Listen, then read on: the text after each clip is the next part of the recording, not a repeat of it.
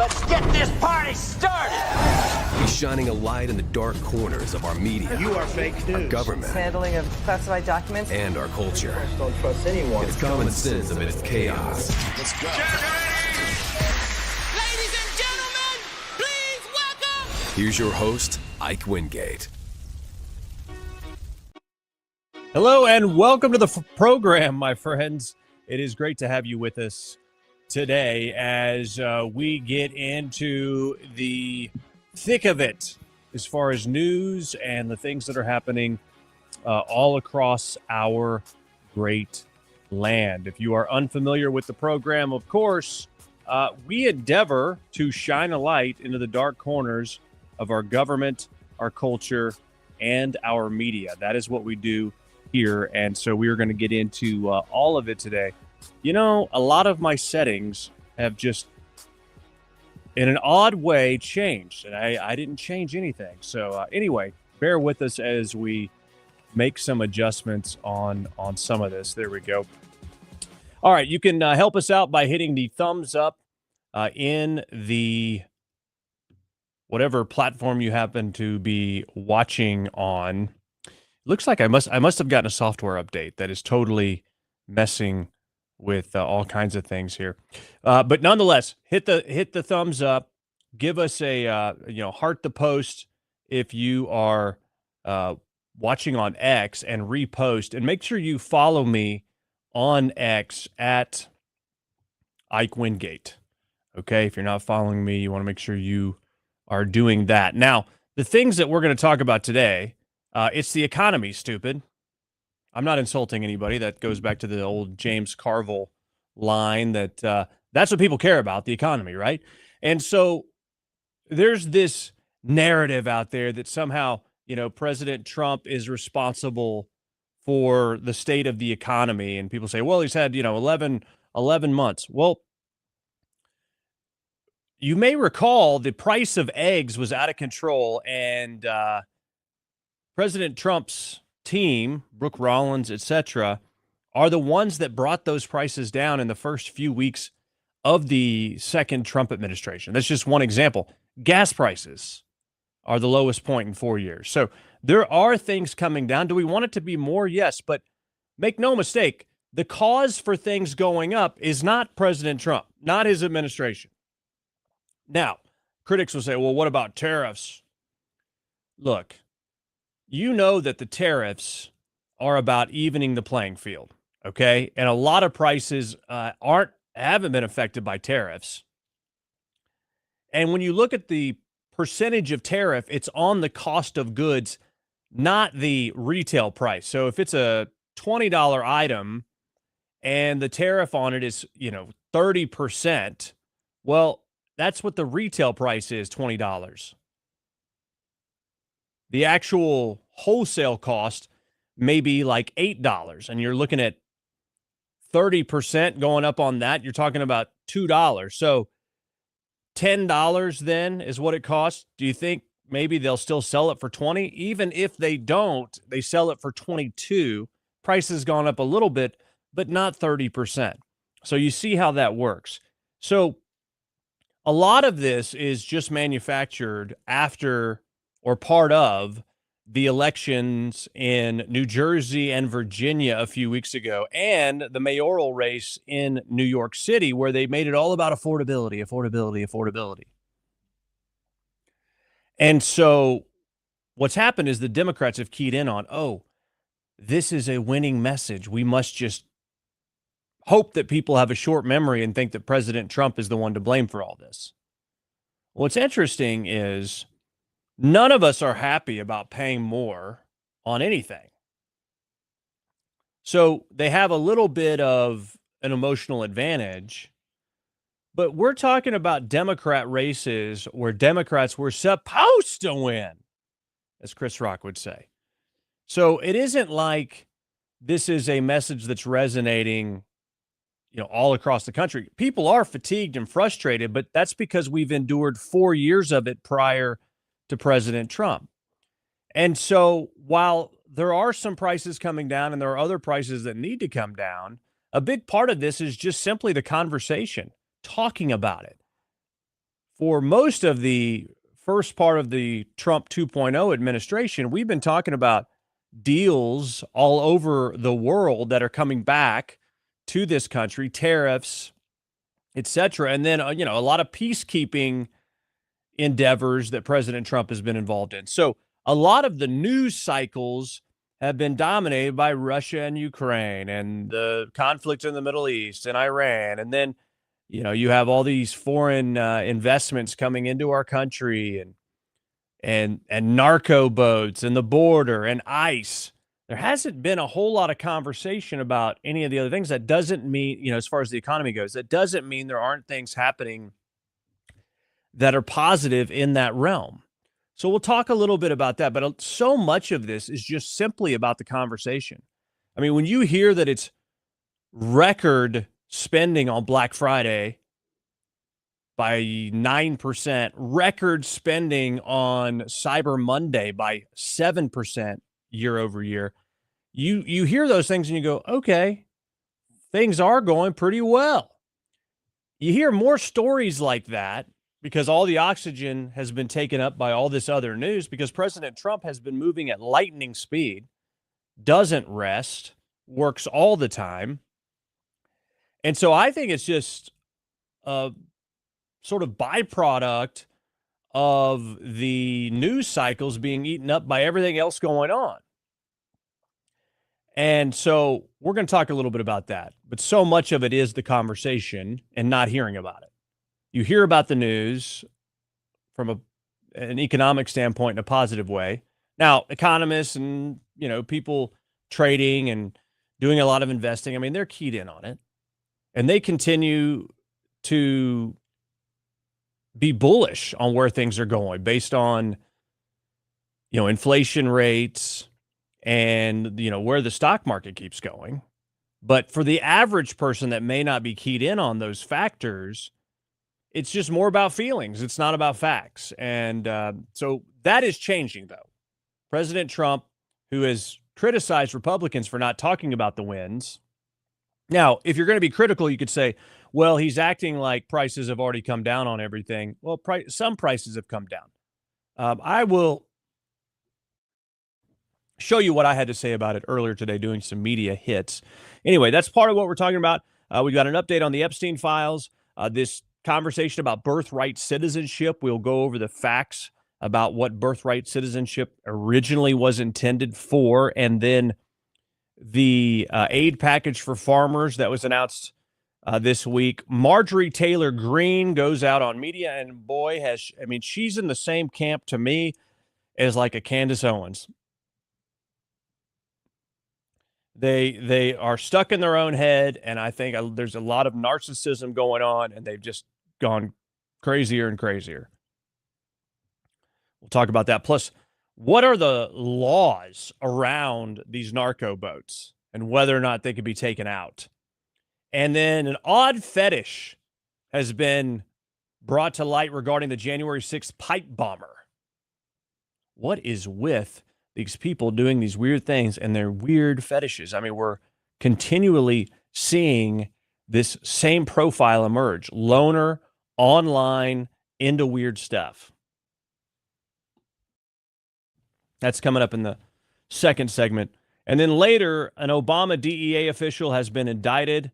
LGBTQ may be dead in Hollywood. Ilhan Omar and her incest. Nick Fuentes and his manufactured rise. Plus, Florida has deemed the Muslim Brotherhood a terrorist organization, and Hakeem Jeffries continues to block a bill to block insider trading. He apparently wants insider trading. And, of course, our triggered liberal today is Rosie O'Donnell. Okay, so all that and more coming up. Again, help us out in the algorithm. Heart the post and repost on X. Give us a thumbs up on all the other platforms. But please share this episode right now. Bree has reposted it on Rumble. Thank you, Bree. We also want to say welcome into our friends now syndicating our program on Right Side Broadcasting. Make sure you're following RSBN on X and your other social media platforms as well. So Susie Wiles, the White House chief of staff,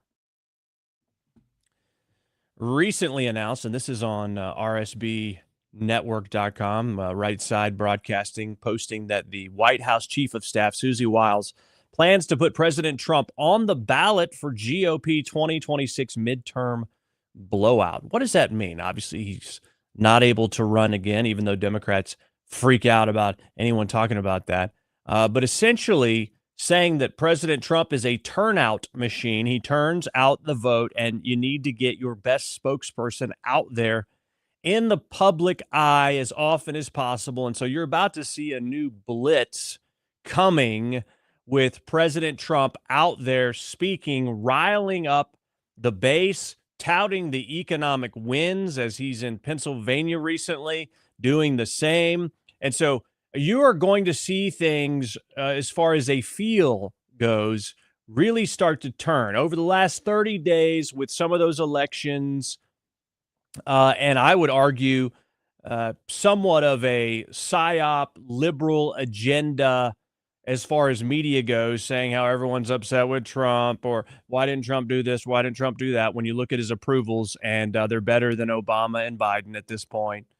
And that's been the case. Don't buy into it.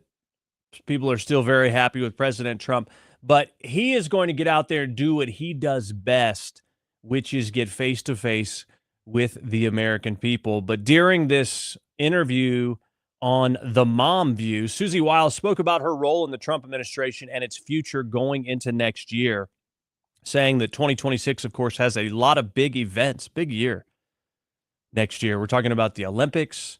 We're talking about the FIFA World Cup, the nation's 250th birthday, and a lot more, a lot of exciting things that are coming.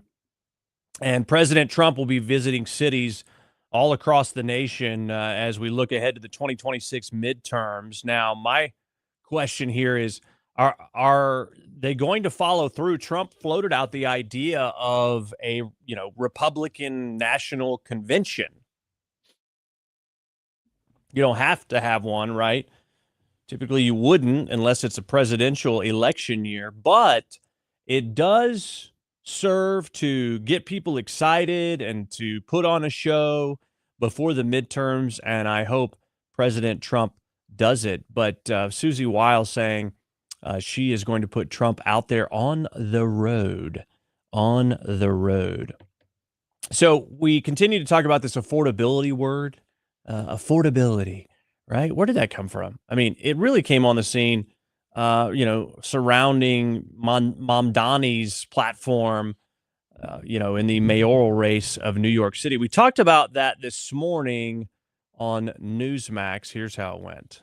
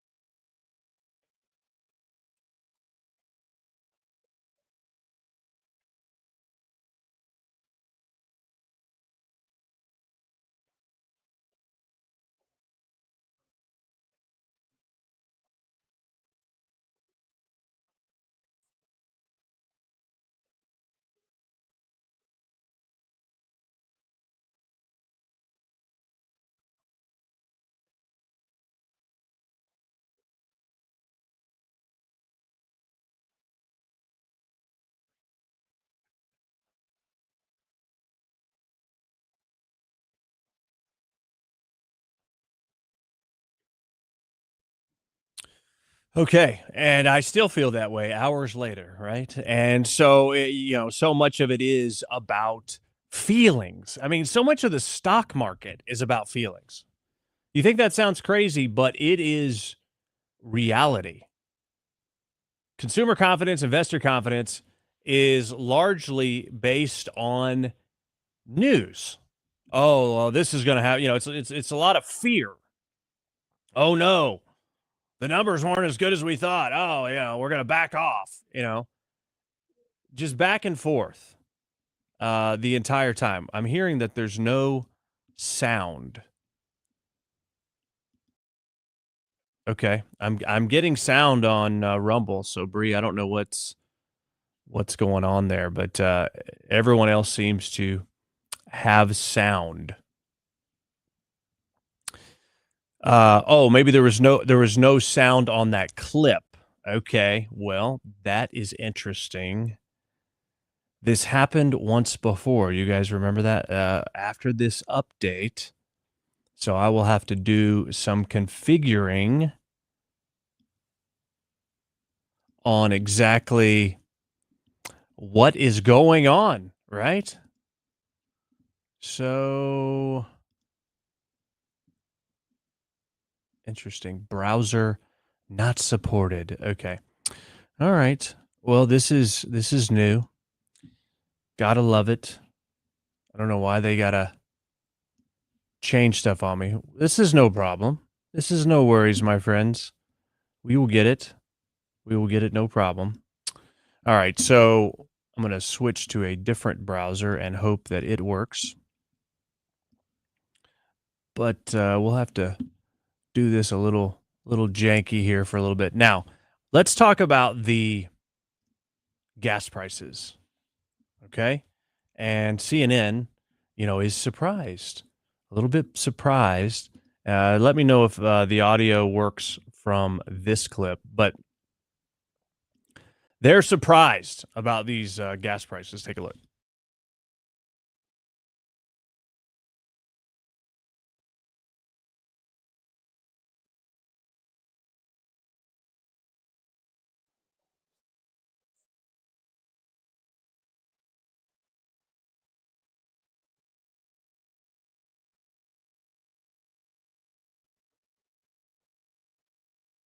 Okay.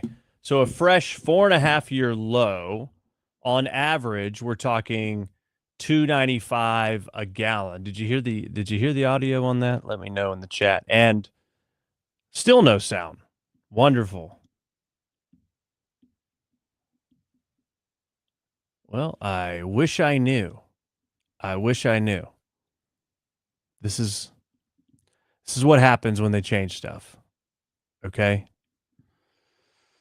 Let's see.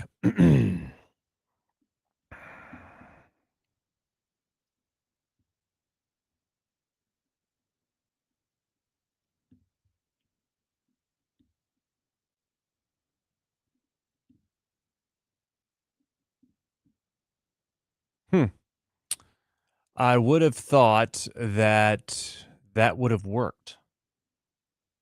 I'm not sure why it won't. But that is not ideal. Okay.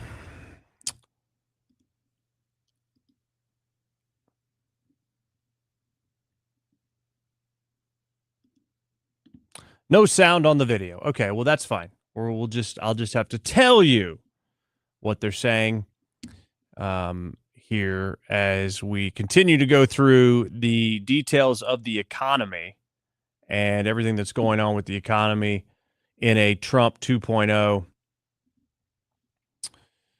Mostly Penny says that gas is $3.80 a gallon up there in the Northeast in Oregon.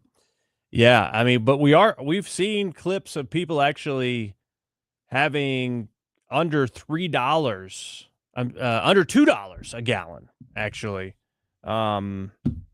So just wait. This is a ripple effect, a domino effect, and it eventually gets to you in some form eventually. And so gas prices affect so many other things. I mean, they transport everything, right? Everything you buy at the store typically is transported there using fuel. And so it will affect the the items where the price fluctuates. Okay, so some food prices, some household goods, and so just hang tight because better days are coming from a pricing standpoint. And just think about this. I mean, the gas prices are a reflection of inflation. It's another form of inflation on us. And so by those coming down, but the question is, why couldn't Biden do this? Gas prices haven't been this low in 4.5 years, basically since Trump was in there. And he just didn't have the will. Now, President Trump has said gas prices are going to continue to come down. The reason why they're not further lowered is because they are trying to restock the strategic oil reserve that was nearly completely depleted under the Biden administration. He did this around the election and other key points in his presidency to try to manipulate people into thinking, oh, he's doing something about gas prices. Well, he didn't. But it's no secret. It's no coincidence that when President Trump is in office, the things and policies that he enacts help drive the price of gas and oil down. It's when you have the right strategy, you can make these things happen. And either it was incompetence or complacency or, being complicit in the whole ruse that didn't happen under the Biden administration. All right.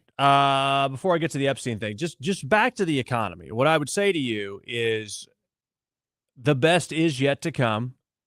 There are too many things that have happened that are going to set the stage for a great economy in 2026. Okay? You've got the tax cuts. You got the manufacturing coming back to the U.S. and foreign investment. We can get a rate cut that will really ignite things. I've been saying that for some time. It will. And obviously you have fuel prices going lower. President Trump knows how to create a robust economy. He did it during the first term. And let me tell you, there's no other president that I would trust more to create a healthy economy than Donald J. Trump. And you can hate him all you want, but 2019, the third year of his term, was a great year. It was a great year economically. 2018 was a good year, but it just got better and better and better the more time that his policies were allowed to cook and bake into into reality, that things improved. There was one other point I was going to make on this, but I don't remember what it was. It popped in my head and then it popped out. So that being said, hold on. Just hold on. It took a lot to unravel the Biden mess. It was a hot freaking pile of garbage economically. I mean, he pumped all kinds of artificial subsidies into our economy with the help of Congress. The Inflation Reduction Act, which all it did was create more inflation. And then the extra stimulus checks he sent were not needed. They drove inflation crazy. The Fed was way too slow to react. And so it took a while to unravel that. But I mean, we're not even a full year into Trump's presidency, and he's already, made incredible strides against all of that. And I thought it would be a year. I thought we would have more pain this year. And so far we haven't. I thought we would have more pain with the restructuring of the tariffs and having to unwind all the bull crap that Biden inflicted on us. And it takes time, but it hasn't gotten anywhere close to as bad as I thought it would, because I thought it would have to get really bad before it would get better. And then you have the things that kick in 26, and I think we're going to be just fine, and it's ahead of schedule in my mind. All right, the Epstein files. New York federal judge has unsealed the Ghislaine Maxwell grand jury docs to comply with the Epstein Files Transparency Act. Pam Bondi got that done this week. The ruling from Paul Engelmeyer stems from a request to release the files from the Department of Justice. They've been unsealed with the grand jury materials as well as other documents in relation to the prosecution of Ghislaine Maxwell. And the Trump administration is pushing to release more documents. I mean, Trump has said, yeah, get them all out there. I'm tired of hearing about it, and let's move on.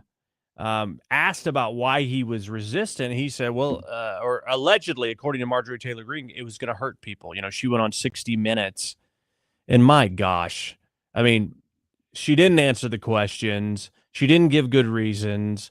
And I'm not sure what this woman is angling at. But nonetheless, they have moved to release more of these Epstein files. You know, Marjorie Taylor Greene talks about, Mike Johnson wasn't getting enough done or whatever. And women, she says, I think we got this clip. Women were diminished during, from Mike Johnson and maybe from Trump. I don't know. Could it be that you're just crazy, and whether you're a man, woman, or dog, you would be treated the same when you act crazy? I mean, you ever think about this? People say, oh, they don't like me, or they're discriminating against me, or they're mean to me, or they don't respect me. And they always revert back to some superficial reason like, oh, it's because I'm a woman, or, it's because I'm fat, or it's because I'm black, or it's because I'm white, or it's because I'm Mexican, or it's because, I'm bald, or, I have big ears, or whatever it is. Sometimes it has nothing to do with that. And I would say most of the time it has nothing to do with that. It's actually your personality sucks and they don't want to deal with you. Or they treat everyone that way. How about that? They hold everyone to the same standard of, no, if you're going to bring that in here, it's got to be airtight. Otherwise, we're not going to do that. Oh, that's because I'm a woman. No, it's actually just because they do that to everybody. But yet you are trying to, play the oppressed victim. That seems like it's the case in Congress because you have other congresswomen that say that Mike Johnson's treated them super well. But you have a few others that are like, oh, this is a boys' club. I mean, most of the people in Congress are men, so I do understand that. But whether it's Thomas Massey or George Santos or somebody else, if somebody's acting crazy, they're not going to give them a platform. And those are men.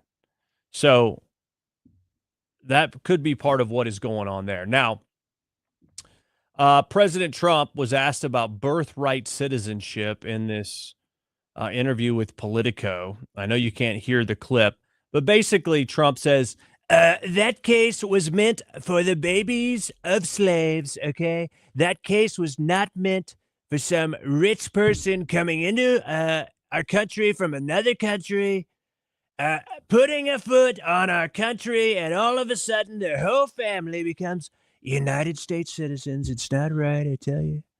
Okay? So the birthright citizenship issue related to the 14th Amendment, this goes back to the Reconstruction Amendments post-slavery. Okay? Post-Civil War. To end slavery, give blacks the right to vote, and also make their children U.S. citizens. It was all done in those three amendments, all together at the same time, and the original author of that bill said it was about slaves, okay? And specifically said it wasn't about foreigners just being able to come here and become citizens. I mean, to me, this is black and white. And in fact, if you want to know a history of this subject, I dug into this myself back in January regarding the birthright citizenship issue. It's on my Substack. You can watch a 4-minute video on it, or you can read the text. but I spell it out as far as the history of this amendment, what it was intended to do, and then the other side of the argument for people trying to support the idea that the 14th Amendment means anybody and everybody. They continually come back to this Supreme Court case from 1898 where the justices ruled in favor of a guy named Wong Kim Ark. He was going back and forth to China, and his citizenship came up to a case in the Supreme Court, and they ruled that he was a citizen. But the difference was Wong Kim Ark's parents were legal immigrants. Legal immigrants.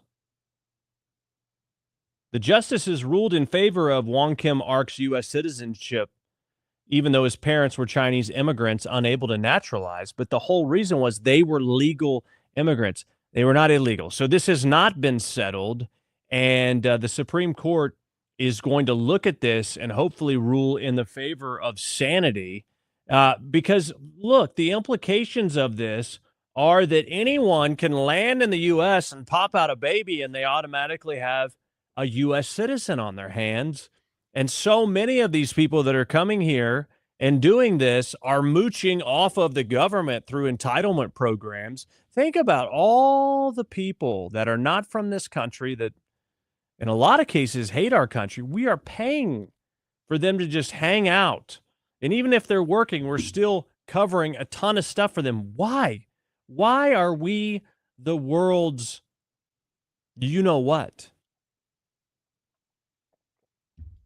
Why does the world have their way with us, any which way they want it, and take advantage of our hard-working American taxpayers? I mean, illegal immigrants or people that are trying to game the system. I mean, literally, you have these schemes where they bring a whole plane load of pregnant Chinese women over here, and they all give birth in the time they're here, and they automatically have citizens. That is absurd. No country would think that's a good idea. And we looked it up. And actually, I'll go back to this Substack report. By the way, if you want to read this report, go to ikereport.substack.com. But we looked this up. Only 28 countries out of the 195 in the world allow for birthright citizenship. And of those 28, most require at least one parent is a citizen of that country. Can you believe that? We are dummies when it compares to the rest of the countries on the planet. Nobody allows this typically. I mean, there might be 3 or 4 that do it like that, but most don't, because this is absurd. And so it needs to be ended. It needs to be ended yesterday. And so hopefully the Supreme Court will make the right decision. All right. Make sure you heart the post and repost if you're watching on X. Give us a thumbs up on whatever other platform you're watching on, and share this episode. Share it right now. Please share it. And make sure you follow me if you are on X.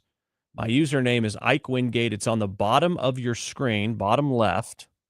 That is my X handle. Go there and follow me right now. I'm trying to see how many people will take action that are watching that will go and follow. Okay? Now, if you're new to this program, you've been watching on Right Side, I am just a normal, everyday guy, okay, that loves our country and wants to be part of the mission to spread the truth about what's going on out there and to shine a light on corruption. And that is what my mission is. I am a product of the media industry for a long time, and I have launched and founded and ran my own companies before. I sold a large advertising company in Nashville, and then made the pivot to say, what do I want to do with my life? What do I want to be when I grow up? I've always wanted to be a voice of truth. And with my unique understanding of business and politics and drive and purpose for the truth, that's what came together with launching a podcast and then some video stuff. And eventually I became a contributor for the Newsmax News Network. And I'm continuing to try to grow my own content at the same time. But we are just getting started. And I'm going to continue to push and work hard and grow the following of people that are starved for truth. They're tired of being lied to. They want a reasonable person that they can trust, someone who will tell them if they mess up, is not going to gaslight them, and is going to tell the truth and nothing but the truth. Certainly, I give my opinion on things, but I'm not going to lie to you. I am not going to do what is necessary to get clicks. I'm not going to do that. My integrity, my reputation is too important to me. If those kind of things matter to you, then hang around, follow me on X, and let's grow together. And of course, I'm always open for feedback, or if you have, some story or something out there that needs to be exposed, our inbox is open for that kind of thing. But we are just a bootstrap operation, self-funded, and covering the costs myself. Anything that doesn't get covered by our audience, I come out of pocket. I've spent thousands and thousands and thousands of dollars on this endeavor out of my own pocket for 3 years, and I have not taken a dime home. I have been self-funding this off of savings because I believe in the mission. We're very close, I think, finally getting that next big step that's going to really break things wide open. And so you can say you were there. So many of you have been with us for years and have made this thing possible to continue. And I am eternally grateful. And we are always welcoming new people into Ike Nation. Bree has been here since the beginning and has helped us out so much, and tells the truth here in the chat, says you are far more than a normal everyday guy. Yeah, I shouldn't have said normal. Okay. That was misleading. I apologize. See, when I mislead, I will tell you, whether it's unintentional or intentional. I try not to intentionally mislead anyone because we have the receipts. We bring you the sources on what we're telling you here. And even though the media tells you people are souring on Trump, what's crazy is on this day in history, in the second term for the Trump, Obama, and Bush presidencies, Trump is polling higher than the both of them. 41.6 was Bush 2 W on this date in 2005. Obama was at 40.6 approval. Trump's better than both at 43.4, but you wouldn't know it if you subscribe to the liberal media's lies, okay? You wouldn't know it. Now, yesterday, before we take a break, I want to get to this story real quick. President Trump unleashed $12 billion for farmers, and I'm sure Democrats don't like it. And I generally don't like government handouts, okay? Understand that.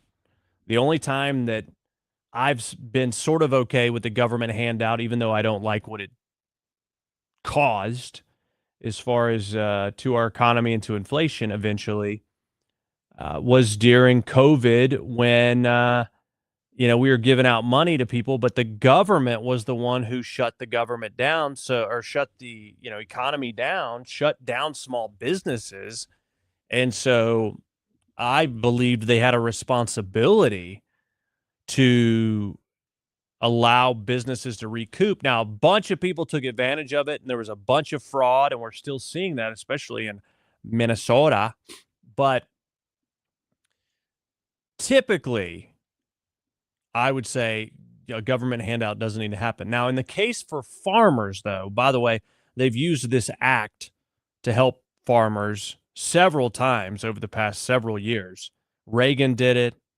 Bush did it. Clinton did it. Biden did it. Obama did it. Trump did it in his first term. And it's typically set up when there is, some kind of disruptive event that is going on. And so they will subsidize some farmers. Now, the subsidy for farmers this time around is for farms grossing $900,000 a year or less. So you're not talking about the big conglomerate farms. You're talking about family farms, small family farms that are responsible for a lot of the food supply. And this market has been completely disrupted because of the tariffs with China. Specifically, China quit buying some of our key exports, specifically soybeans and others, as retaliation for the tariffs.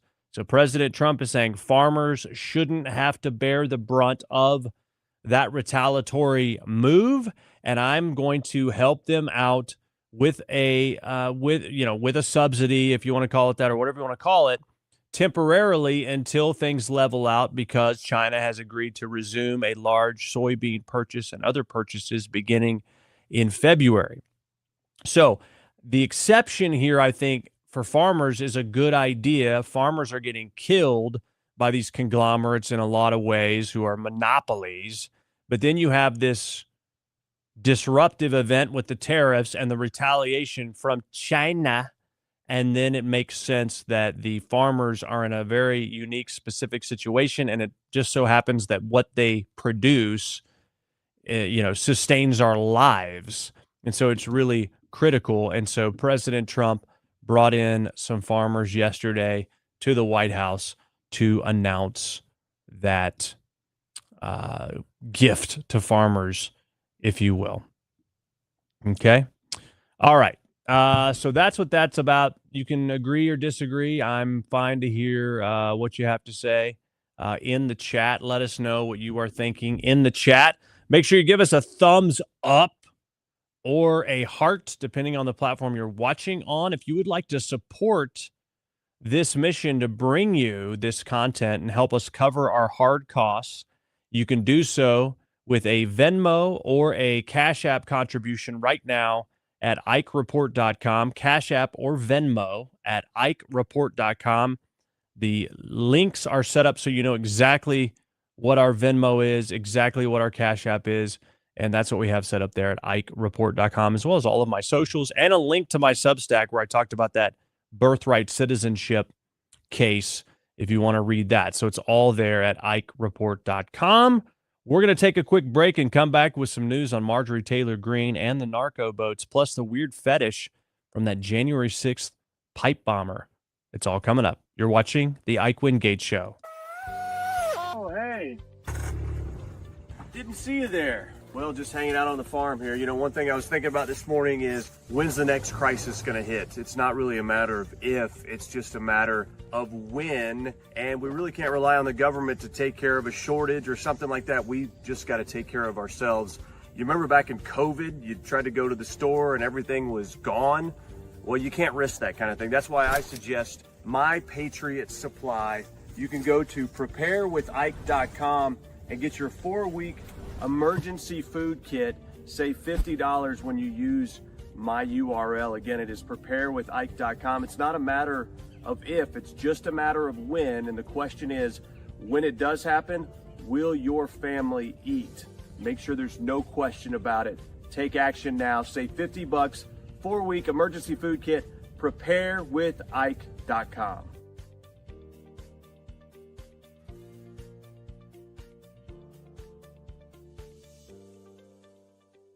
Fourscore and 7 years ago, there used to be men in this country.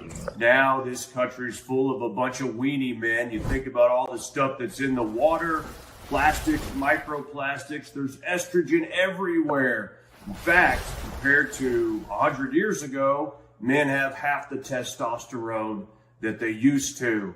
Look, it's not like getting shot in the back of the head. All you need to do is take chalk once every day, and you can boost your testosterone for fun things that require your energy, like working out or playing sports or actually spending time with your kids. I wish I could do that, but I can't because I'm dead. But if I were alive, I would take chalk. The Patriots said chalk combine the most powerful herbal extracts, so it's all natural, giving you that lift that you need.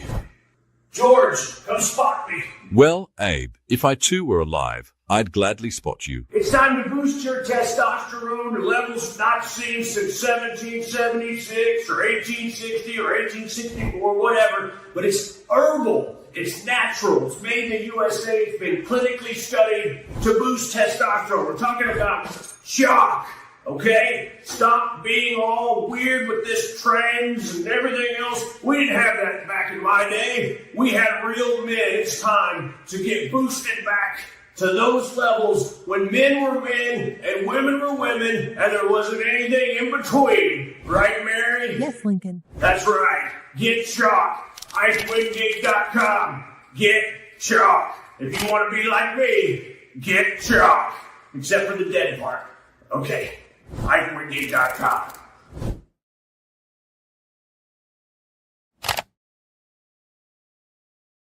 Hey there! Tired of watching your subscription costs climb higher and higher? With Q Broadcast, you get more for less. All your favorite channels and content bundled into one unbeatable package. No contracts, no hidden fees, just simple, affordable streaming. Say goodbye to overpriced services and hello to a new era of entertainment. This is streaming the way it should be. Q Broadcast, this changes everything. You can sign up for Q Streaming today at IkeWingate.com. Just click Get Q Streaming to start streaming tons of channels, video on demand, even pay-per-view, all for the same price. It's all included. This is a Christian conservative-owned company that does not hate your values. Stop giving money to the cabal of big tech. Support companies that support your values. Right now at IkeWingate.com, just click Get Q Streaming.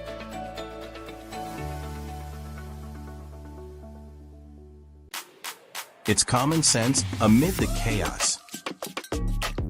Now back to the Ike Wingate Show.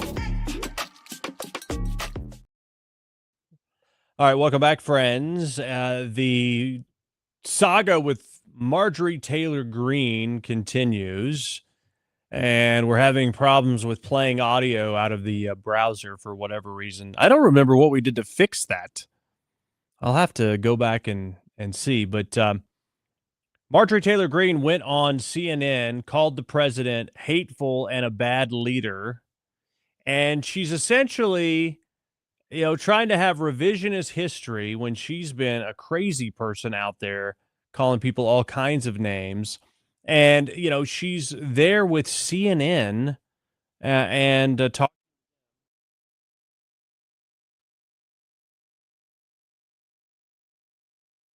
The president says she's not America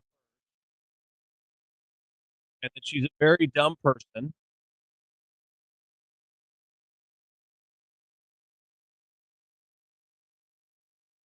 And so Marjorie Taylor Greene feels sorry for Trump. She called him hateful and spewing vitriol.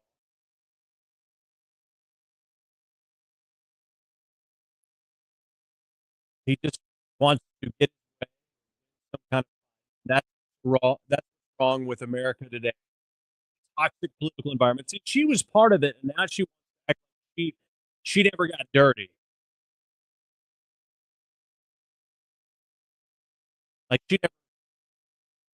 She never got down in the mud. And I think this is just a convenient scapegoat for her after her popularity has continued to wane. They did polling about her involvement. They did polling about her involvement with the, potential for a Senate race. That didn't work. And in Georgia, and the governor race. And so basically she looked at the writing on the wall and said, oh, I'll never get reelected. And so, I think that's part of it. I think it's ridiculous for anybody in Congress to quit during the middle of their term unless they're about to die or someone in their immediate family is about to die.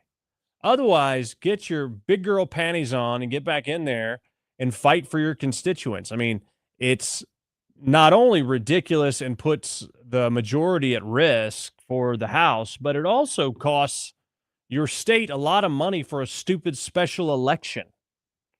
It's indefensible. It's indefensible. It's cowardice. And I don't know when this started, but the most recent beginning of it was when Kevin McCarthy walked away, right? And it's just unacceptable.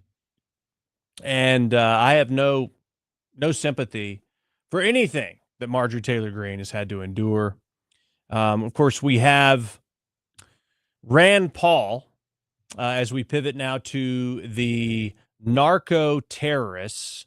Okay, I'm going to play the clip and then I'll explain to you what it was. I know some of you can't hear it, but some of you can. So take a look at what he says is the reason they shouldn't be taking out these narco boats.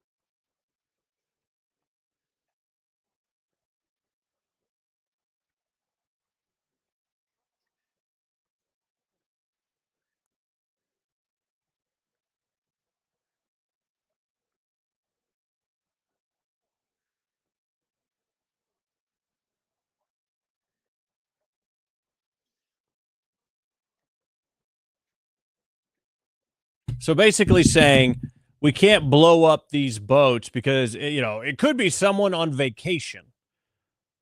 Who vacations with 3 or 4 outboard motors on a speedboat full of barrels of drugs with 2 or 3 people that are absolutely fitting the profile of someone who's a member of one of the drug cartels? He also points out the example of, well, what happens when they make it to land and we're going to blow up their vehicle on U.S. soil? No, the difference is they are out on the water, basically in international territory. And so I think this is ridiculous. Oh, we're supposedly at war. They've been designated an international terrorist organization. These cartels have by the United States, by the president, which gives him latitude to take them out. There's also these JAG attorneys and people that are in the room clearing every single one of these attacks. It's all been preemptively scanned, cleared, screened, and okayed before it happens. Do you think these people are stupid? People are like, oh, we don't want people to accidentally, carry out an act that is against the law. It's not fair. And weirdos like Alyssa Slotkin is out there, saying, well, we were approached by so many people in the military that were so worried that, this was illegal. Bull crap. You were not. That's a lie. This is a manufactured hoax, manufactured outrage. They hate Pete Hegseth. They want him out of there. They hate President Trump. And they're just using this, and they're using our military from the standpoint of creating this media frenzy. But look, there's plenty of precedent for this, as far as other situations. And the law is on the side of our Secretary of War and our president. This guy chimes in, Greg Stube, who is a JAG, who actually deployed as an ops lawyer and chief of detainee operations in support of Operation Iraqi Freedom, saying that the Geneva Conventions do not apply to drug traffickers, especially given that they've been designated by the president via executive order as a foreign terrorist organization. He says, look no further than page 450 of the DOD manual linked and cited in the article below. They don't qualify for protection. Okay. So this is on thehill.com. And he's talking about this manual, page 450. Let's see, department's own manual. Let's see if they'll give it to us. All right. We want to go to page 4. Okay, it's going to take a while. Page 450. What page are we on now? Oh, we went too far, friends. All right, so we'll go to...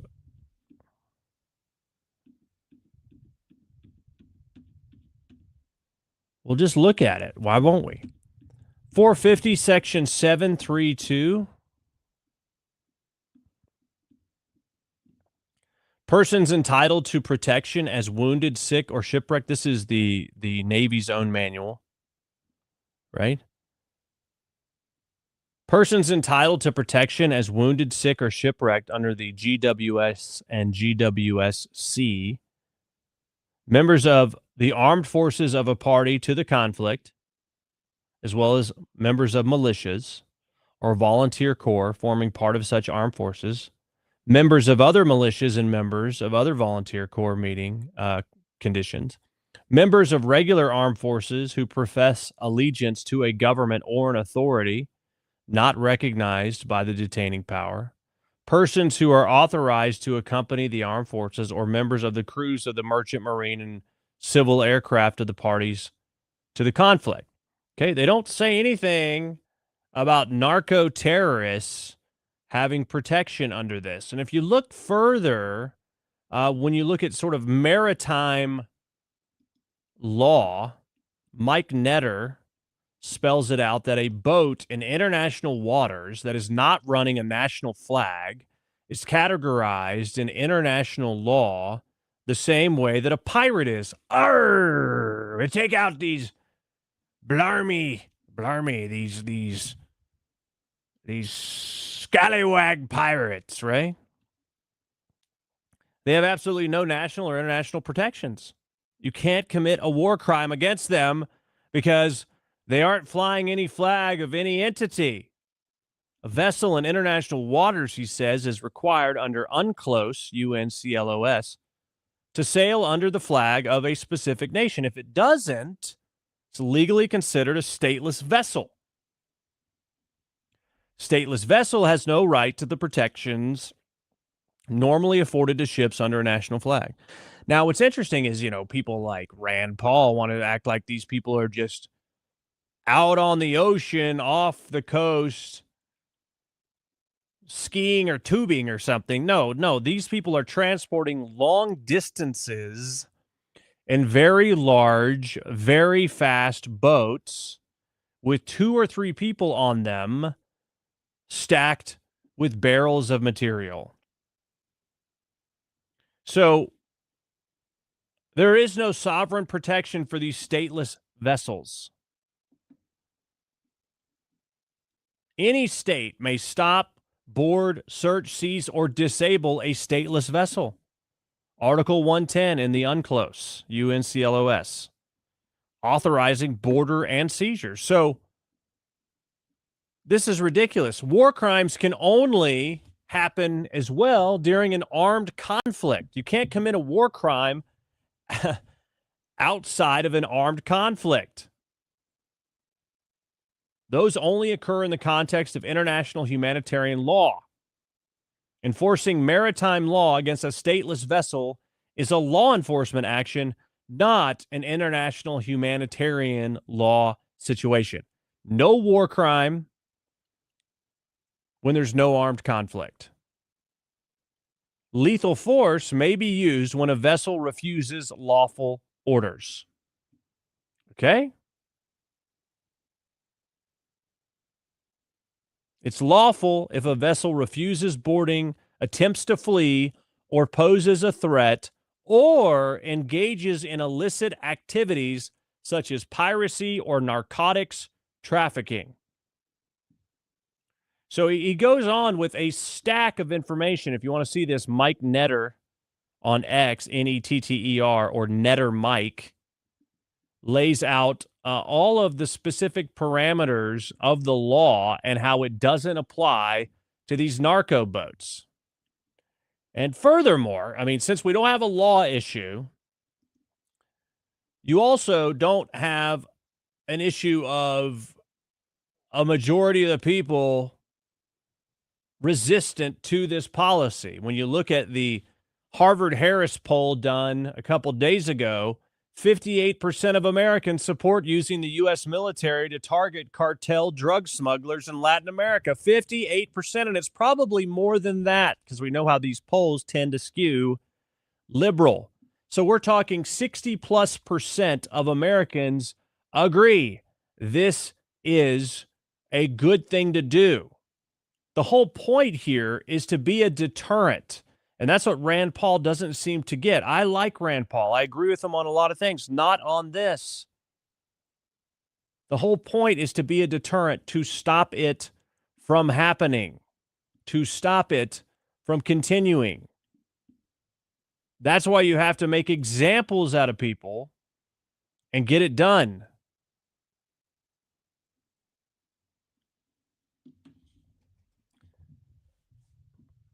I went on Newsmax over the weekend and said, you know, Democrats defending, I mean, apart from Rand Paul, but Democrats defending drug smugglers, defending drug dealers. How do you buy that? How do you buy that they are defending the villains?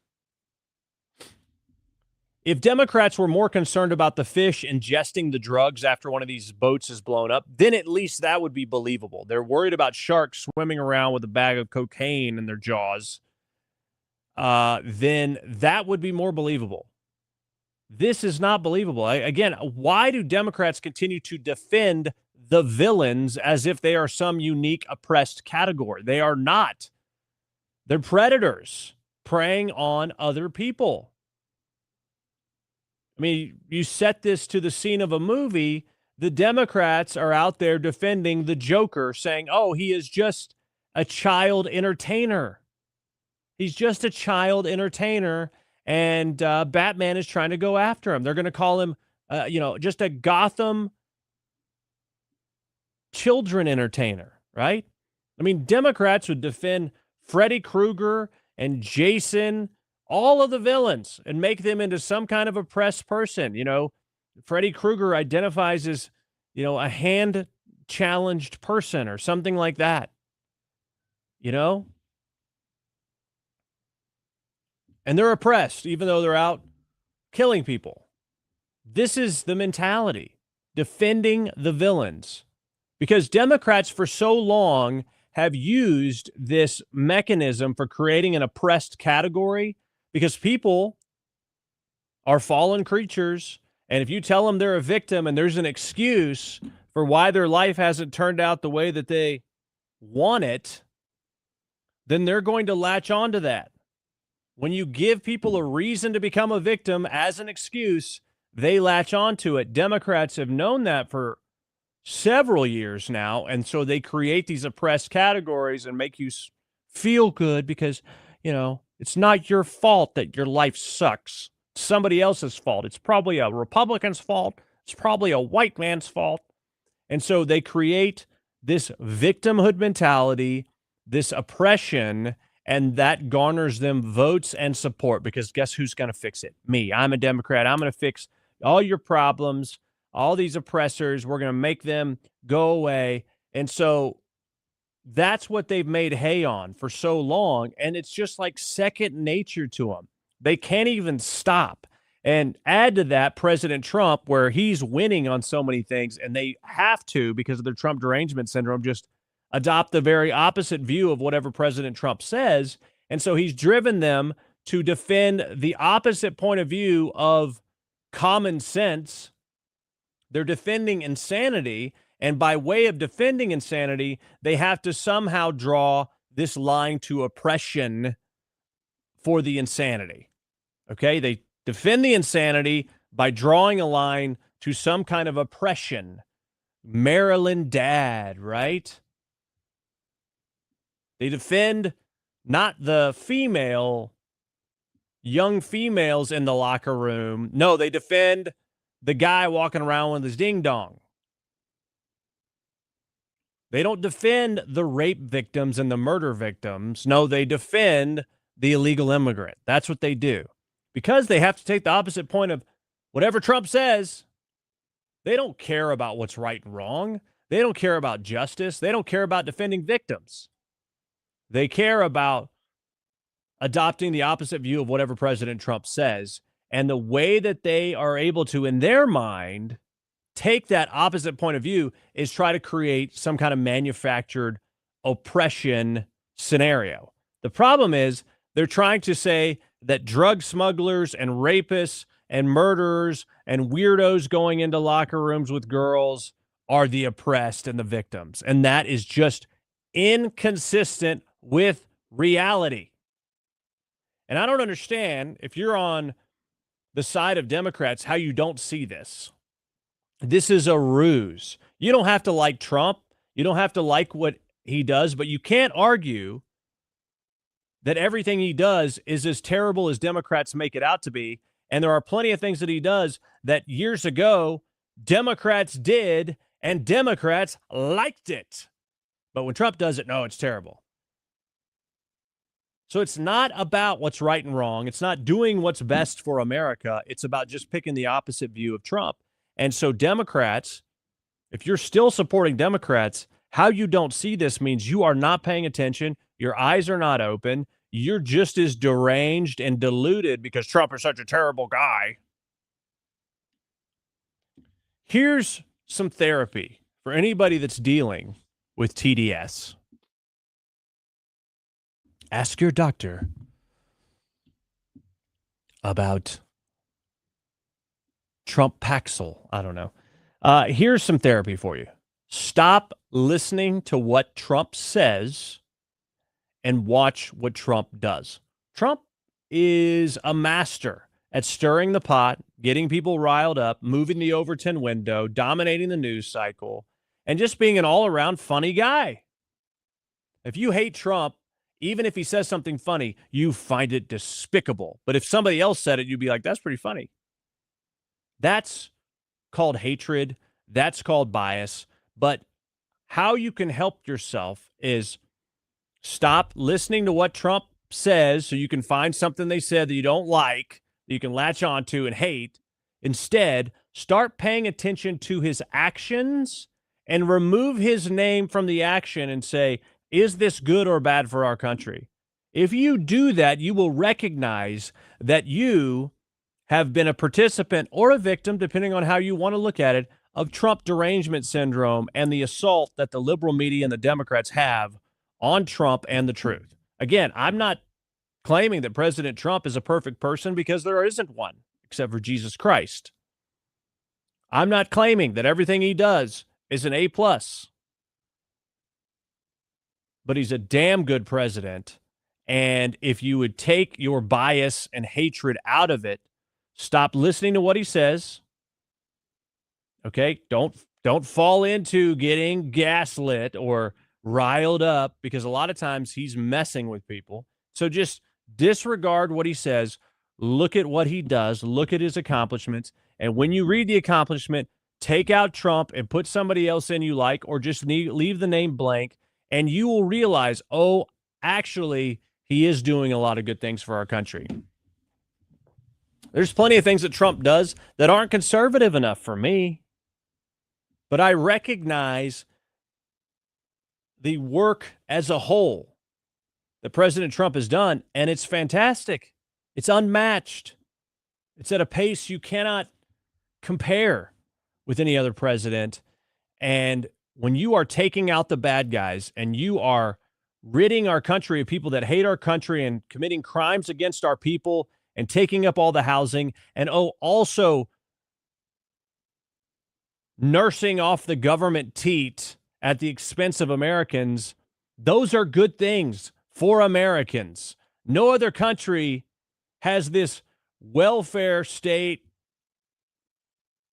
occupancy, no matter what hotel status from an immigration standpoint. Nobody else has that. It's utterly ridiculous. And President Trump is doing the right things for the American people. But if you can't see that he is doing some good, if you can't see that he's doing some good and you think that everything he does is bad, I'm sorry. You're biased. You are deceived. You're deranged. And you're not being honest. Because the amount of things that he has done to better America is undeniable. Let's talk about January 6th, a pipe bomber apprehended last week, and the suspect was said to be a Trump supporter, right? That's what the liberal media is saying. Oh, he thought that the 2020 election was stolen, and that's why he planted the bombs. Okay, well, either that story was planted or this little guy, Brian Cole Jr., this little nerd who made these pipe bombs, lied because he is trying to take the attention off of liberal insanity and pin it to Trump. His family sued the Trump administration over immigration of illegal immigrants because they're trying to make money with their bail bonds business. But here's the other thing that doesn't add up if you think that this guy set these bombs because he was a Trump supporter and thought that the 2020 election was stolen. Why did he start buying bomb parts before the 2020 election? Was this guy like Nostradamus or something? He was predicting the future? I don't think so. It's because he had been planning it for some time, and his own family denied that he's a Trump supporter. It's another one of these weirdo dudes says he doesn't like either political party. I mean, that would actually add up from the standpoint of he planted one of these kitchen timer bombs, whether you want to call him a patsy or someone who was drawn in or whatever, but he at least was an equal opportunity bomber planting one at the RNC and DNC, so that at least aligns.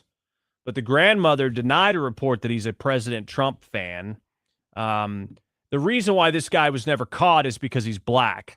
If he was white, they would have caught him within 12 hours of this happening because they would have said the white supremacists, insurrectionists, were trying to blow these places up and we caught him. Well, no, it didn't match the profile, so they let it go. And without any new evidence whatsoever, they were able to solve the case. So it doesn't make any sense. So what does that mean?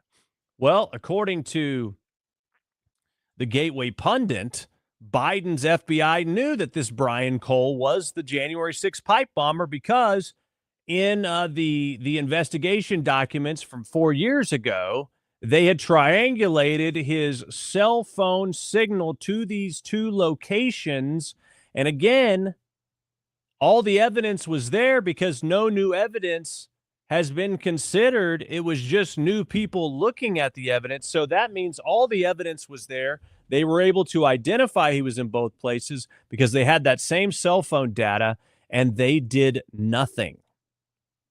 And so again, my point of view is obviously it can't be proven at this point, but it certainly looks like, and my suspicion is because he didn't meet the profile, they buried this and said, oh, we've tried everything we can. And everyone was thinking, how is that possible? In the year 2020, with all these cameras and cell phone data and everything else, you can't find this guy? That seems pretty odd. Speaking of odd, though, as we go a little bit further into this guy, Brian Cole Jr.'s background, he had a secret online life, much like, the guy who killed Charlie Kirk and his gay furry lover, a secret online identity where he was obsessed over My Little Pony. He was a jabroni. Isn't that what they call him? A brony?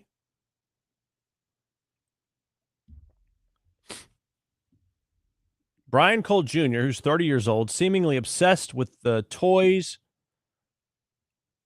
for My Little Pony. Highly active as a My Little Pony fan. He was obsessed with the toys that were typically marketed for little girls, plastic ponies. He was obsessed with remixes of songs about them, and he was writing fan fiction dedicated to the freaking My Little Ponies. His work was spread across multiple social media accounts linked to his email address and phone number. And we're also hearing that his accounts were associated with some gay dating sites or whatever as well. That's been reported by some, but not widely reported or confirmed. But it's the same email address they've been able to tie to a lot of different things. So I don't know what's going on there. Seems like the guy was living a double life, very isolated, largely online, was into some odd things, was a loner, and potentially became radicalized, or at least found a safe haven for his radical views. I don't know, but we're seeing again, these things seem to align. When someone gets drawn in to some of this alternative lifestyle type things, plus the online stuff, plus the loner stuff, their brain, something's going on, and wild, violent acts are somehow justified in their mind as a reasonable point of action for whatever's troubling them. The exact same thing we saw with Tyler Robinson regarding the Charlie Kirk assassination. So there are big harms with allowing your kids to just have unlimited screen time and be online all the time and not be around real people. And this sick ideology that's out there that's sort of preying on the depravity of people's minds and going weird places is toxic and cancerous to the brain and the emotions and the ability to reason. I think there's no question, because we continue to see a pattern. I mean, we continue to see a pattern in these shootings, these mass shootings, these school shootings. So many, as of the last few years, have largely been trans or non-binary or something of that sort. There is something mentally going on when it comes to teaching these ideologies and promoting them. And the result is crazy people. I mean, now we continue to have data again and again and again to back that up. So you tell me, how is it just harmless? Because we continue to see patterns again and again. Coming back with an Obama DEA official who's been invited. He's been indicted. And it seems on the streaming platforms in Hollywood, LGBTQ might be dead. Ilhan Omar's incest and Nick Fuentes and his manufactured rise. All that coming up. Oh, hey. Didn't see you there. Well, just hanging out on the farm here. You know, one thing I was thinking about this morning is, when's the next crisis going to hit? It's not really a matter of if, it's just a matter of when. And we really can't rely on the government to take care of a shortage or something like that. We just got to take care of ourselves. You remember back in COVID, you tried to go to the store and everything was gone? Well, you can't risk that kind of thing. That's why I suggest My Patriot Supply. You can go to preparewithike.com and get your 4-week emergency food kit. Save $50 when you use my URL. Again, it is preparewithike.com. It's not a matter of if, it's just a matter of when. And the question is, when it does happen, will your family eat? Make sure there's no question about it. Take action now. Save $50, 4-week emergency food kit. Preparewithike.com.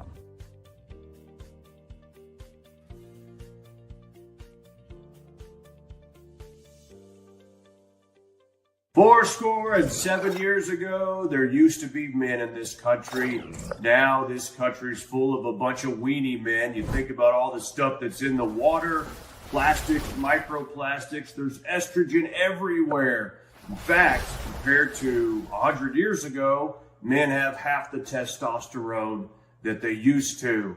Look, it's not like getting shot in the back of the head. All you need to do is take chalk once every day, and you can boost your testosterone for fun things that require your energy, like working out or playing sports or actually spending time with your kids. I wish I could do that, but I can't because I'm dead. But if I were alive, I would take chalk. The Patriots at Chalk combine the most powerful herbal extracts, so it's all natural, giving you that lift that you need.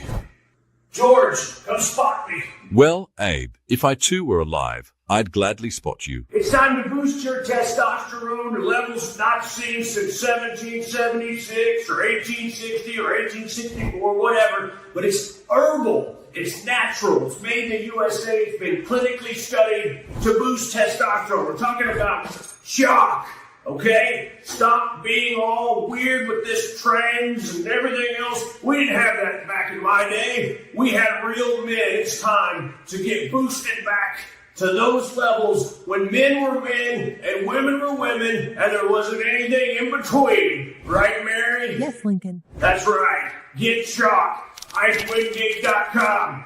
Get chalk. If you want to be like me, get chalk. Except for the dead part. Okay. IkeWingate.com.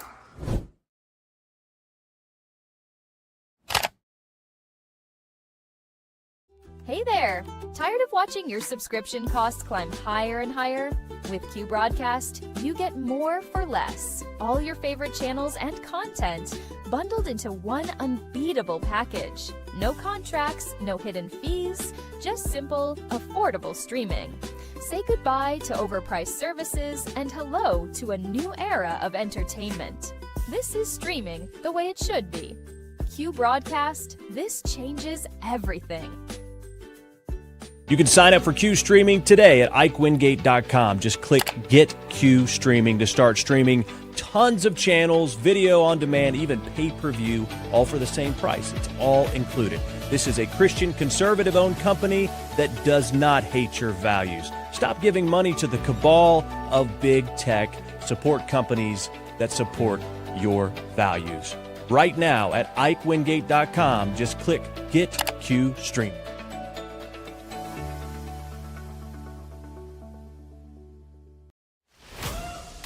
They want to silence us. But the truth is undefeated. Now back to the Ike Wingate Show. All righty. Welcome back into the show. Some of your comments. I see them on multiple screens. They're buried, so I can't find them to show on the screen. But mostly Penny says, I'm surprised Hunter Biden isn't a little more outspoken about boats full of drugs being sunk. Yeah, you would think he would be pretty upset about that, right? Hunter Biden. Yeah, not liking that. Let's see here. Let me see if I can find any other good comments on YouTube. Let's see. And maybe over on X or Rumble. X, you can interact in the live chat as well, and we will see those comments if they're in the live chat, not if they are comments. So comment in the live chat if you are watching on X. All right, there's just so many. I can't can't weed through to actual good ones. Let's see here. So if you want to support what we're doing via Cash App or Venmo, you can do so right now at our website, IkeReport.com. Cash App or Venmo, $5, $10, $20 contribution. If you contribute, I will announce you on the screen, Cash App or Venmo at IkeReport.com. Help us out in the algorithm by giving us a thumbs up and giving this post a heart the post, and repost if you're watching on X. Follow me on all the platforms. Subscribe to the audio podcast as well on wherever you get your podcasts. It's called The Ike Wingate Show. You can find the links to all my social profiles, to our Cash App or our Venmo, or to be able to subscribe to the podcast, all by going to IkeReport.com. Even my Substack is up there as well, IkeReport.com. Check it out. Jasmine Crockett, clearly seeing that she has no chance to win in the House with the redistricting there in Texas, and she is now running for the Senate. She, I would say, has pretty much no chance. But that doesn't stop her. I mean, she's a soundbite looking for a place to happen.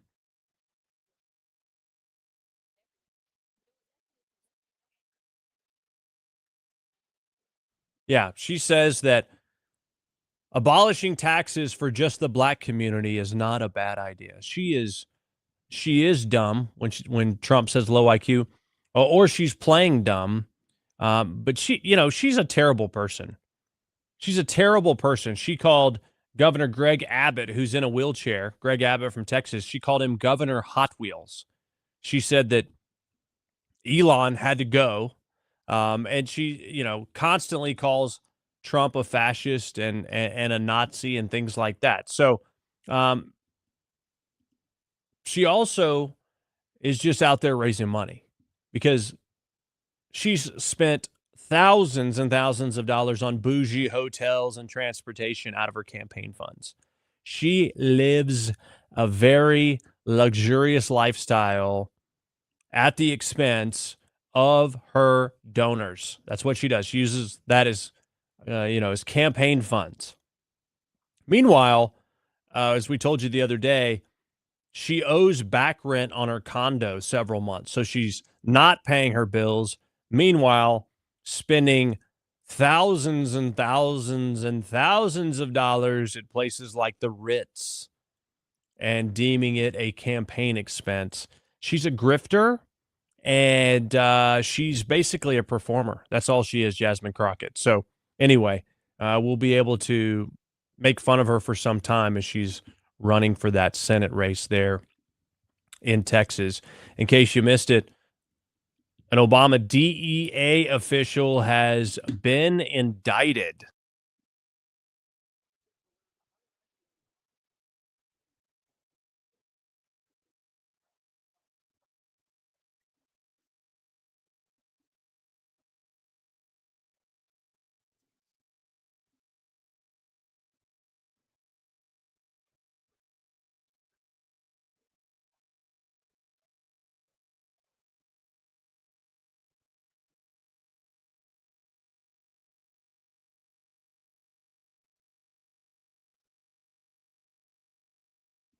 So this dude was laundering money for the cartel, and he was a DEA official.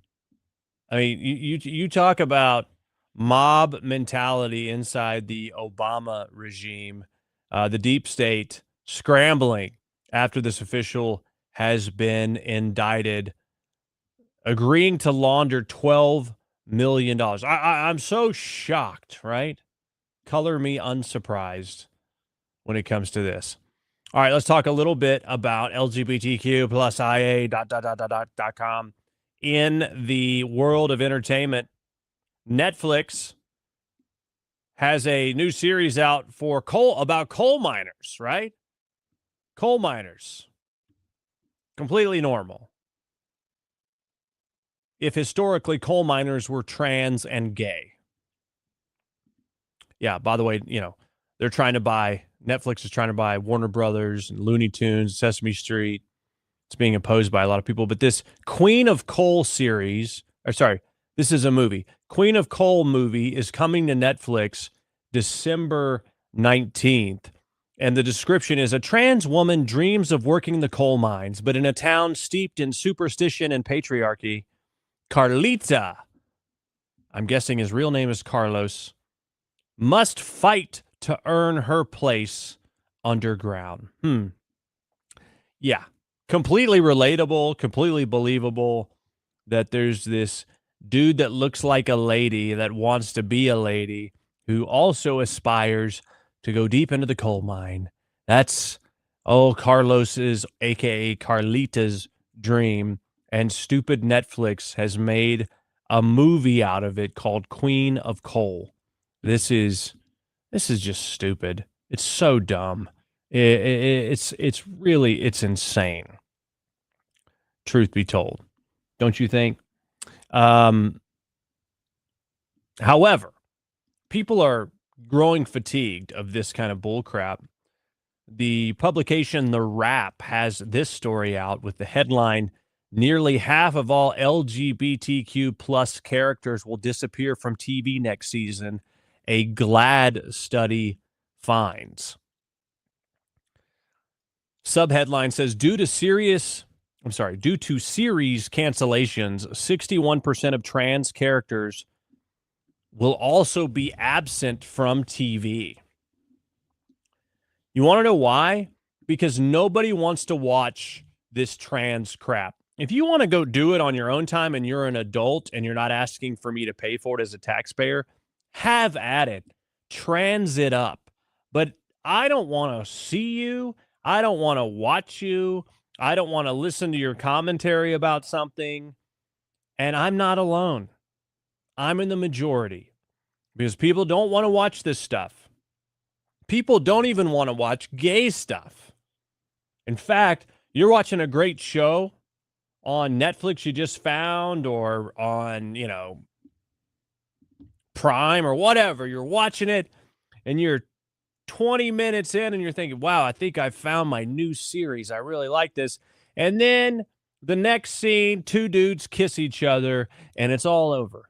It's all over after that. Because it's like, why? Why did you have to do that? Why did you have to make it about that? That has nothing to do with anything regarding the storyline. You just wanted to get the gay stuff in there because you have an agenda, because you hate family values, you hate traditional marriage, you hate the very values that this country was founded on.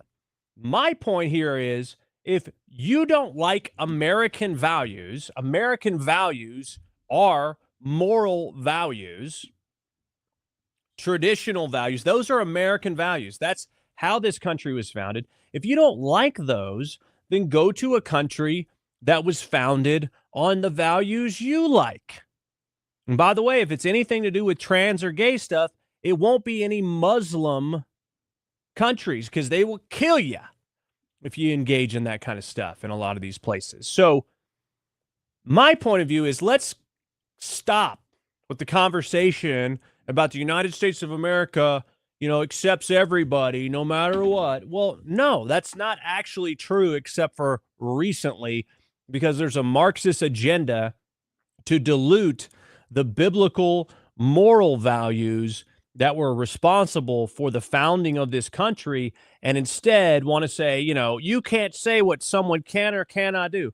Well, I'm not going to be controlling your life, but you can't say that the bedrock foundational laws of this country are wrong just because you disagree with them. I didn't create this country. Other people did, based on biblical values at the state level especially, but certainly enshrined in the Constitution, that our inalienable rights come from a creator, God Almighty, that is specific to the Bible. I didn't create that. I didn't create the Bible. I didn't set up the country. I just happened to be born in the greatest country. And this is what this country is about. And we need to quit acquiescing and diluting and bending over backwards to change the fabric and bedrock and foundation of this country so it makes other people not feel bad because they're different. Well, that's what this country's about. And if you don't like it, go to another country. But these are the foundational principles: traditional marriage, all men created equal, thou shalt not murder.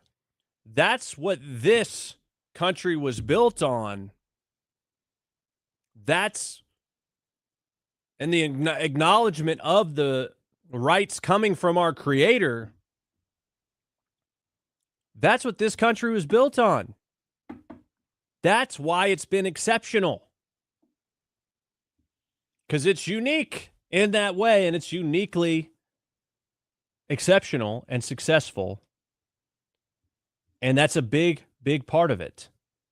And so why do we want to diminish it? Why do we want to get away from that? Now, you can believe whatever you want to believe. But don't come or don't inject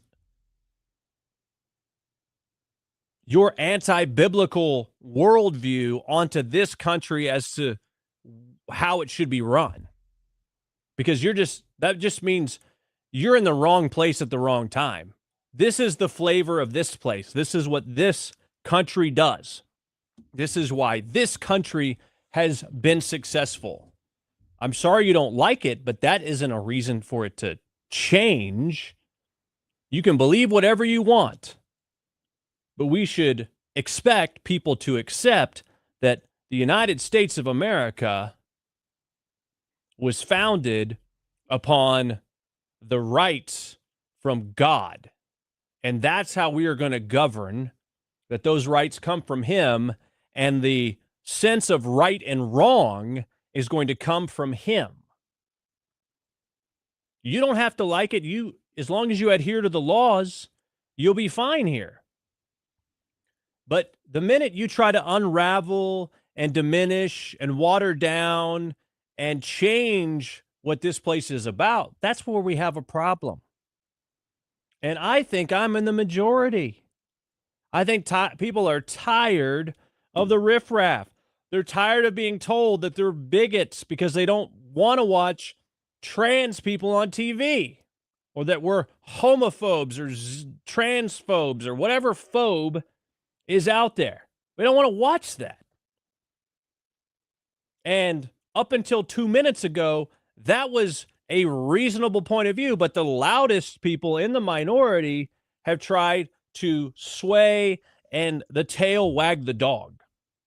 Well, as you can see, the pendulum has moved back in a lot of ways because people don't watch these shows no matter how much money they put into it. And that's why 61% of these trans characters have been canceled, because people don't want to watch trannies on TV. They don't want to watch it. Sorry, not sorry. If you want to have a special trans channel, then do it. Whatever. Good luck with the funding. But inserting these woke storylines to try to indoctrinate when it has nothing to do with the storyline, we see you. We see right through what you're doing. And clearly it's not working from a financial standpoint.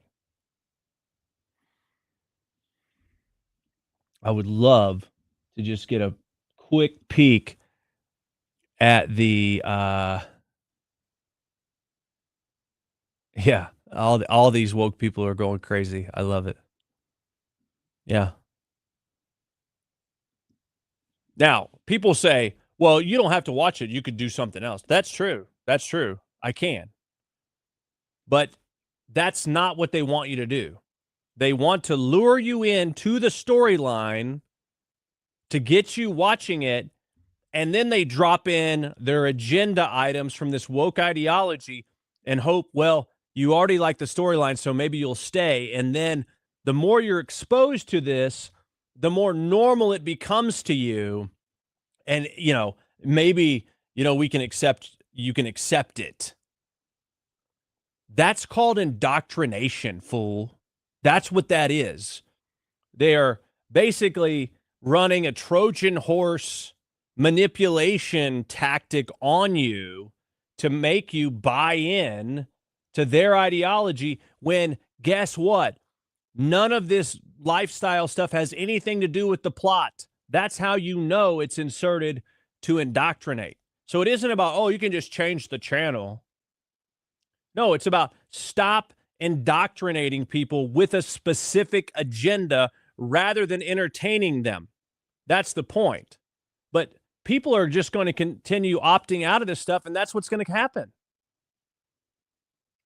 The marketplace is going to rid this stuff out because people are tired of it. And that's the thing. No one likes it except for people that are engaged in that lifestyle. And you can be straight and totally gay friendly or trans friendly, but I will bet you money 99.99999% of people that say they're gay friendly and trans friendly don't want to watch it as part of their shows. Mark me. That is reality. Because, oh, I'm totally gay friendly, but you don't want to see it. That's the truth of it. People are only so LGBTQIA friendly so much as they don't have to be exposed to it. I don't know anyone who is like, oh, yeah, I'm cool with trans people or gay people. But then when it comes on TV and two dudes are kissing, they're not like, oh, yeah, that's cool. I love it. That looks good. No, they're not. So then you say, how gay friendly are they? Because they don't want to see it, but they're supposed to be trans friendly, gay friendly, but they don't want to see it. But yet these people keep putting it into our programming to try to program us. That's what's happening. So I shouldn't have to change the channel. They should recognize people don't want to see it, and it has nothing to do with the storyline, and then therefore they should stop it. Now, if you go back to this trans coal miner story, that movie is all about trans. And I would never click on play to watch that. So I'm never going to get in that situation because they're completely upfront about it. Let me tell you, no one's going to watch that crap. But they're completely upfront about it, and so I can completely avoid it. But that's not how they normally operate. They normally go stealth and embed it, and then they surprise you with the gay scene. That's what they do. All right, I'm off of this. Ilhan Omar, according to the Daily Mail, did marry her brother. She's a mother, a brother was her. She's a brother was her. She married her brother, said she would do what she had to do to keep him in the country legally, reveals a Somali community leader to the Daily Mail. Ilhan Omar told friends years ago that the man who went on to become her second husband was in fact her brother. You're my brother. You're my sister. You're my sister. According to Daily Mail. Abdi Hakim Osman is the first person to go on record to speak of how Omar said she wanted to get her brother papers so he could stay in the U.S. She said she needed to get papers for her brother to go to school. We all thought she was getting papers to allow him to stay in the country. She married her second husband, Elmi, her brother, allegedly, in 2009 by a Christian minister, although she is Muslim. That's odd. So again, so now we have somebody on the record saying that is her, in fact, her brother. And that, my friends, that should be illegal. And I believe it is. Yeah. Let me check. It is. It's illegal to marry your brother to break immigration law. Right? So we'll see where that goes. The chief of police in Washington, D.C., the lady who couldn't remember or actually never knew, didn't understand the phrase chain of command. Well, She has resigned amid an investigation into manipulating homicide data. Again, another one of the things that the left-wing media, the Democrats told us wasn't happening. No. We're not manipulating. Yes, they were manipulating statistics to appear more favorable. That investigation is happening, and she resigned. Chain of command, what's that? All right, other quick stories. A black man was acquitted after stabbing a white man in Portland. After the white man said the N-word, the jury basically said, well, he was justified in stabbing the guy. And this is when a jury of your peers can be a problem, right? Just because the guy, and I'm not defending it, but he said a word, a freaking word. I don't care what the word is. A word doesn't justify someone being stabbed. Apparently the jury thinks so, and they let the guy off. I mean, this justified. Called him N-word, you get stabbed. That's absurd. But people are indoctrinated to think, there's so much racism out here. All right, let's talk about Nick Fuentes, this little twerp. He went on with, now I will say there are some things that Nick Fuentes apparently doesn't believe that people say he believes, but he believes plenty of nasty stuff. I think he's a stain. If you can call him on the right, I would just call him just, he's bonkers, this little turd who knows nothing about nothing. But Piers Morgan asked him, have you ever actually been with a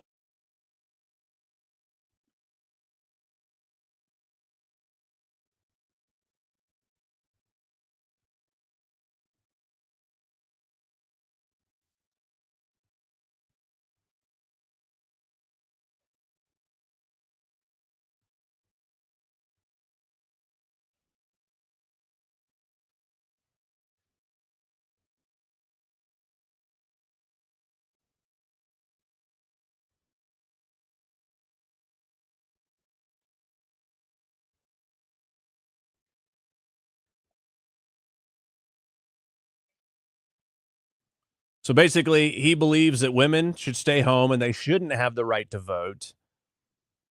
Piers Morgan calls him a misogynist, an old dinosaur. And Fuentes says he's annoyed with women. They're really hard to be around, but he's not gay. He is attracted to women, I guess.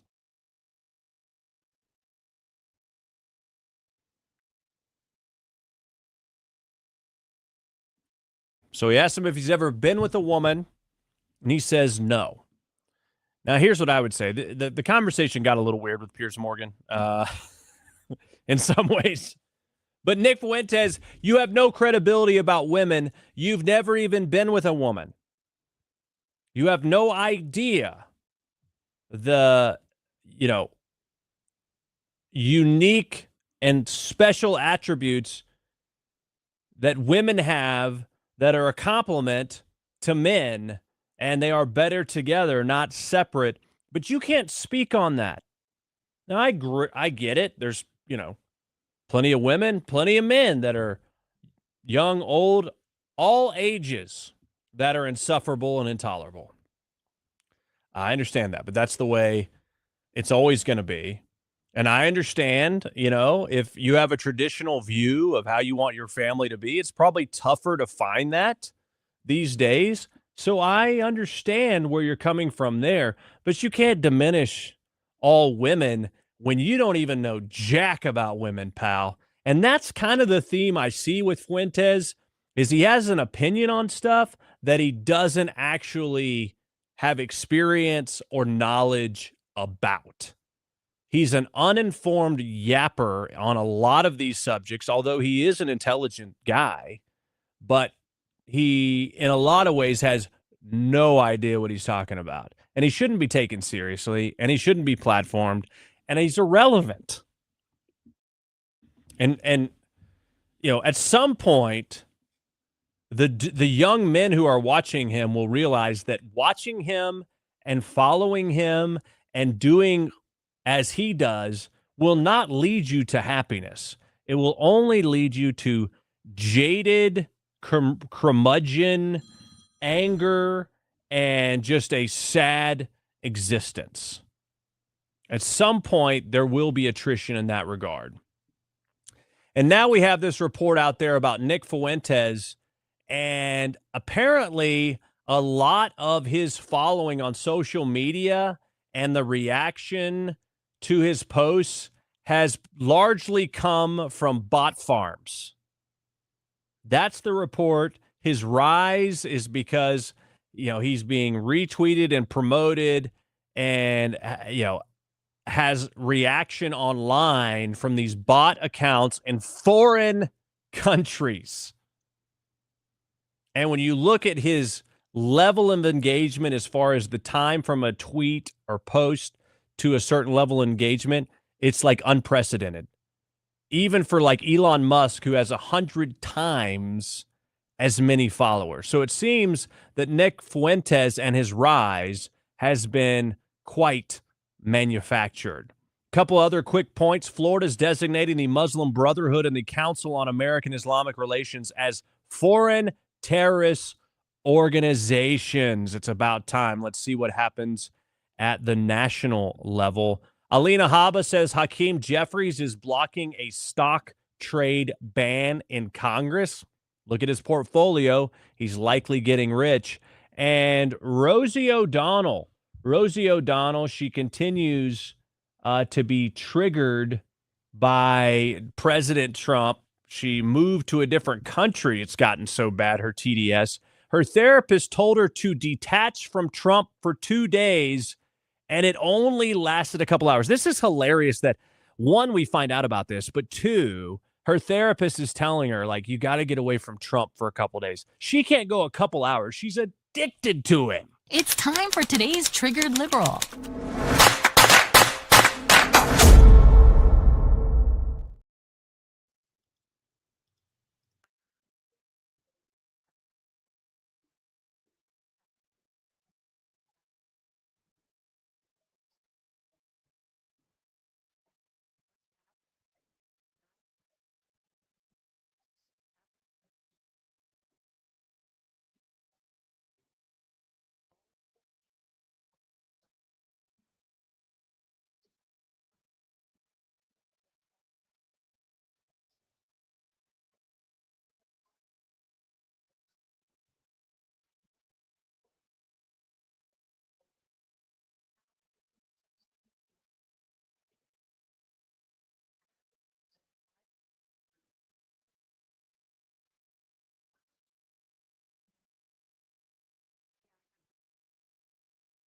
Maybe because this other person is an adult and doesn't define happiness and value based on politics. Ever think about that? It's time for today's Triggered Liberal.